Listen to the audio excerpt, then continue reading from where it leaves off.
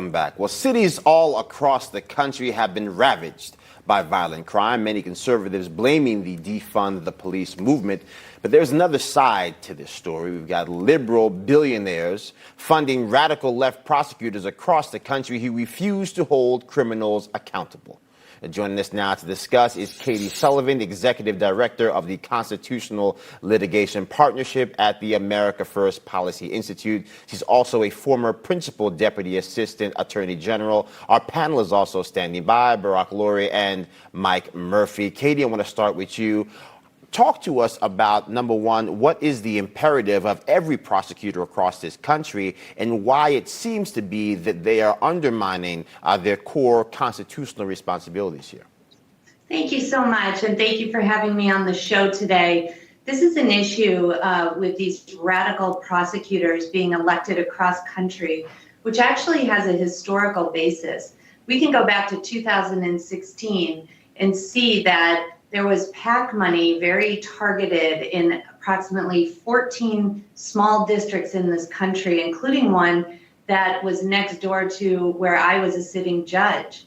$1.2 million was put in against the sitting district attorney, who was a Republican, in order to unseat him.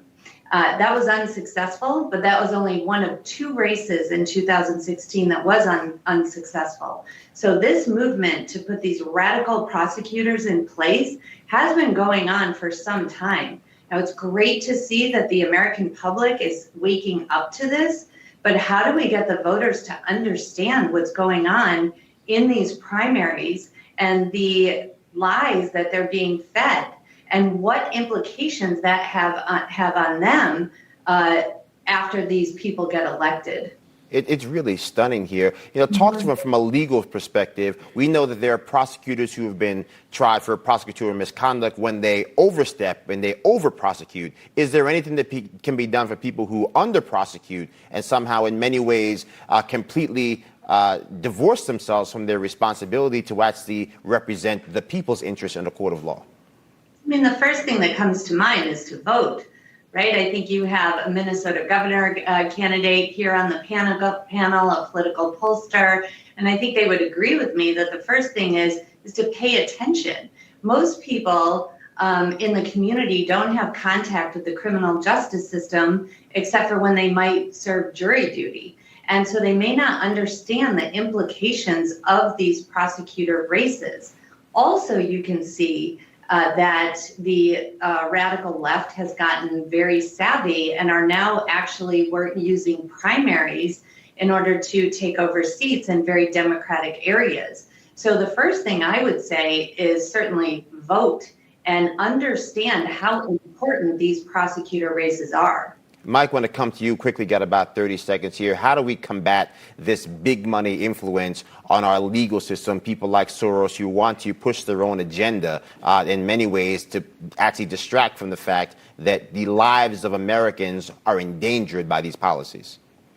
We do. We have to point it out. We have to expose it. I mean, the Soros family backed Keith Ellison here in Minnesota back in 2018 with a $100,000 PAC donation to his campaign. Soros is involved in putting radical prosecuting attorney generals in every state for the most part that he can get in. And Tifa Keith Ellison, who I call here in Minnesota, he's not going after any of the radical people that Soros backs like BLM and Antifa. So we really got to start exposing this corruption, waking our voters up, waking our base up, and waking people who just aren't paying attention to the fact that dark money and evil money is behind these elections, and they're trying to control and change the narrative and really force their agendas on the people of the state, because attorney generals have a lot of power to prosecute cases and just ignore things like Antifa Keith Ellison has done here in Minnesota. All right. I want to thank Katie Sullivan for joining us.